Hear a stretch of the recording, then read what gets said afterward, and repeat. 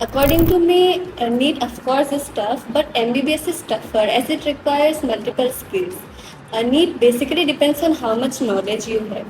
তুমি যদি 1 বা 2 বছৰ NEETৰ কাৰণে ভালকে ৰুমত বহি পঢ়া, নিজৰ ছ'চিয়েল বা ফ্ৰেণ্ডছ ফেমিলি এইবিলাকক বেছি টাইম নিদি যদি একান্ত মানে খালি পঢ়াতে ধ্যান দিয়া, তেতিয়া NEET 1 বা 2 বছৰ তোমাৰ ক্ৰেক হৈ যাব। But in MBBS, you must acquire multiple skills. মানে তুমি থিয়ৰী পঢ়ি পেলাই সেইটো প্ৰেক্টিকেলি কিমান এপ্লাই কৰিব পাৰিছা সেইটো বহুত ইম্পৰ্টেণ্ট হৈ যায় MBBS-ত।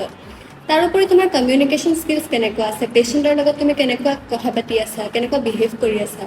তাৰোপৰি তোমাৰ ৰিলেশ্যনছ কেনেকুৱা হয় তোমাৰ বেটছমেটছবিলাকৰ লগত, ছিনিয়ৰ্ছৰ লগত কেনেকুৱা বিহেভ কৰি আছে, জুনিয়ৰ্ছৰ লগত কেনেকুৱা বিহেভ কৰি আছে, এইবিলাক বহুত ইম্পৰ্টেণ্ট হৈ যায় MBBS-ত। তাৰোপৰি তুমি এক্সট্ৰা কাৰিকুলাৰ এক্টিভিটিজবোৰ কিমান মেইনটেইন কৰিব পাৰি আছা তোমাৰ পঢ়াৰ লগত, কাৰণ MBBS বহুত মনোটনাছ হৈ যায় যদি তুমি সেইবিলাক মেইনটেইন নকৰা।